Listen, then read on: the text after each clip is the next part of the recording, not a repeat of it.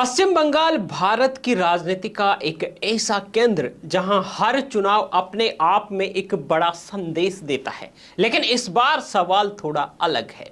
क्या भारतीय जनता पार्टी इस राज्य में प्रचंड जीत हासिल कर सकती है? ये सवाल हर एक भारतीय और हर एक पश्चिम बंगाल के वोटर को सता रहा है। 2 चरणों में वोटिंग पूरी हो चुकी है। 4 मई को रिजल्ट आनी है। लेकिन अब सबके दिलो दिमाग में एक ही सवाल, आखिर बंगाल में किसकी सरकार होगी? बीजेपी क्या इस बार बाजी मार सकती है या फिर टीएमसी एक बार फिर से सत्ता पर काबिज हो सकती है? कुछ फैक्ट हैं, कुछ तथ्य हैं, उनके थ्रू हम आपको बताएंगे कि क्यों बीजेपी इस बार इस कांटे की टक्कर में आगे दिख रही है। अगर हम पिछले कुछ सालों पर नजर डालें तो बीजेपी ने पश्चिम बंगाल में तेजी से अपनी पकड़ बनाई है।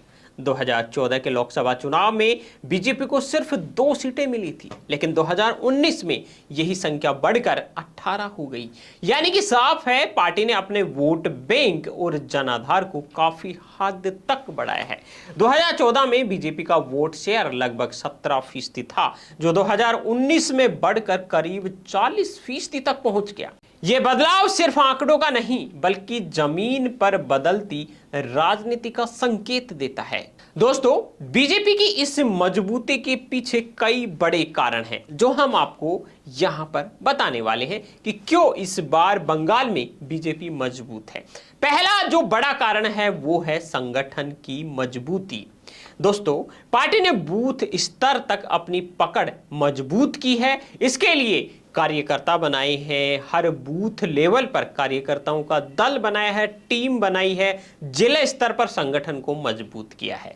दूसरा जो सबसे बड़ा पॉइंट है वो ये है केंद्र सरकार की योजनाएं, जैसे प्रधानमंत्री आवास योजना, पीएम उज्ज्वला योजना और मुफ्त राशन जैसी योजनाओं का असर ग्रामीण इलाकों में देखने को मिला है। इन मुफ्त की योजनाओं या भारत सरकार की योजनाओं से अब ये हुआ है कि बीजेपी के प्रति लोगों की दिलचस्पियां बढ़ी हैं, बीजेपी में लोगों का इंटरेस्ट बढ़ा है और बीजेपी के लिए ये ट्रस्ट फैक्टर की तरह काम कर रहा है। तीसरा ये है कि जो बड़े बड़े मुद्दे हैं उन पर बीजेपी ने फोकस किया है, जैसे घुसपैठ, सीसीए और राष्ट्रीय सुरक्षा जैसे मुद्दों को बीजेपी सरकार लगातार उठाती गई है और यही इस बार के चुनाव में टीएमसी की कमजोरी साबित होने वाली है।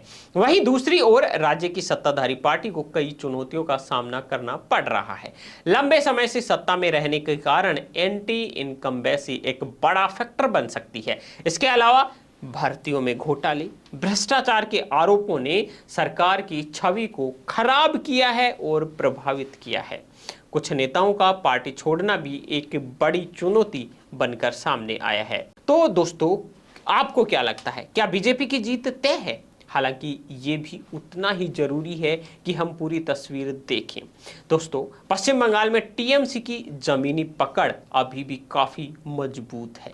ममता बनर्जी की लोकप्रियता और स्थानीय मुद्दे इस चुनाव को अभी भी प्रभावित कर सकते हैं। इसलिए हालांकि ये कहना अभी जल्दबाजी होगी कि बीजेपी की जीत प्रचंड तरीके से होगी, हो सकती है, क्योंकि बीजेपी हर एक चुनाव में बंगाल में अपने आप को मजबूत साबित करती आई है। लेकिन इतना जरूर इस बार कहा जा सकता है कि मुकाबला बेहद कड़ा होने वाला है, क्योंकि राजनीतिक समीकरण है वो बंगाल के तेजी से बदल रहे हैं और जो बदल रहे हैं और जो बदलाव है वो बीजेपी की तरफ जाता दिख रहा है। मतलब बदलावों का जो झुकाव है वो बीजेपी की तरफ हो रहा है। अब देखना ये है कि जनता किसे अपना समर्थन देती है। अब दोस्तों, आप क्या सोचते हैं, क्या पश्चिम बंगाल में इस बार सत्ता परिवर्तन होगा? कमेंट में अपनी राय हमें जरूर बताएं और ऐसी ही अपडेट्स के लिए चैनल को सब्सक्राइब जरूर करें। तो दोस्तों, आप देख रहे हैं बीएन हिंदी और मैं हूं राकेश कुमार। इसी तरह की टॉप ट्रेंडिंग खबरें सबसे पहले देखने के लिए अभी यूट्यूब में सर्च कीजिए बीएन हिंदी न्यूज और हमारा जो चैनल आ रहा है बीएन हिंदी, उसको सब्सक्राइब करके बेल आइकन को प्रेस कर लीजिए।